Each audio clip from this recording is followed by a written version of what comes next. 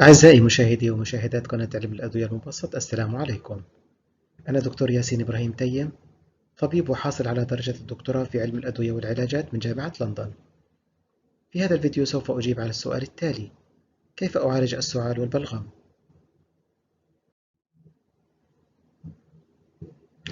السعال هو رد فعل وقائي يهدف إلى التخلص من الأجسام الغريبة في المجال التنفسية مثل البلغم والميكروبات.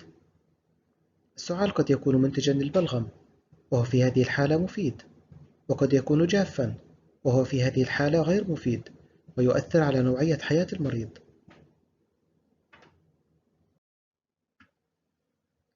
ما هي أسباب السعال الحاد والمزمن؟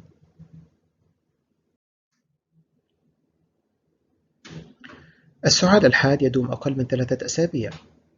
بعض أسباب السعال الحاد تشمل التالي: الإنفلونزا، عدوى الرئة، السعال الديكي، واستنشاق غازات مهيجة.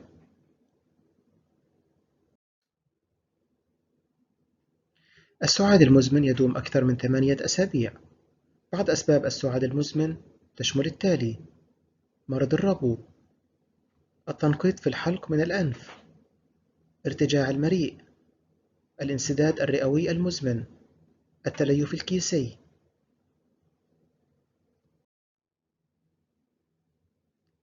ما هو أفضل دواء لوقف السعال الجاف؟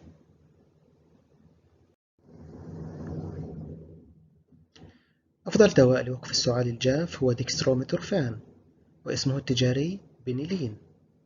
الجرعة للبالغين: شراب عيار 5 ملغ لكل 5 مل، تناول 10 مل كل 4 ساعات عند اللزوم. الأعراض الجانبية: سمية عصبية، سمية هضمية، ارتفاع الضغط، واحتباس البول. موانع الاستعمال: يمنع الاستعمال في الأطفال أقل من عمر 2 سنين.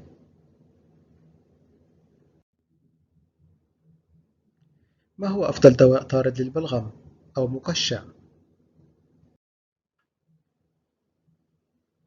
ما معنى دواء طارد للبلغم أو مقشع؟ الدواء الطارد للبلغم يزيد كمية البلغم في المجاري الهوائية من خلال زيادة إفرازه من الخلايا التي تنتجه في المجاري التنفسية. زيادة حجم البلغم تساعد الجسم على التخلص منه.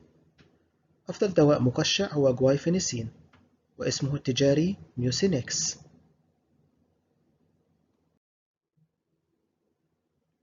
جرعة جوايفينيسين واسمه التجاري ميوسينكس للبالغين كالتالي: شراب عيار 100 ملغ لكل 5 مل، تناول 5 إلى 10 مل كل 4 ساعات عند اللزوم. الأعراض الجانبية: سمية هضمية، طفح جلدي، وصداع. يمنع الاستعمال في الأطفال أقل من عمر 2 سنين. ما هو أفضل دواء لإذابة البلغم؟ ما معنى دواء مذيب للبلغم؟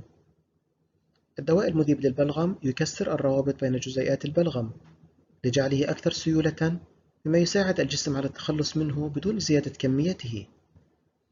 أفضل دواء مذيب للبلغم هو أسيتيل سيستئين، واسمه التجاري ميوكوميست.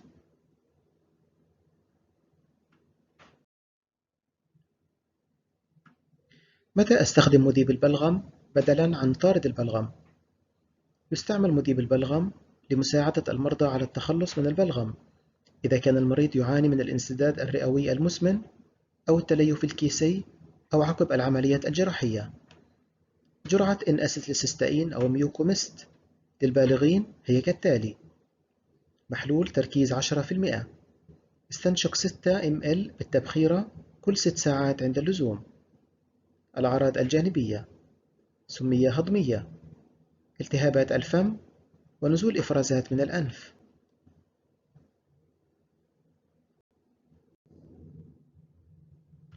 ما هو علاج السعال والبلغم باختصار؟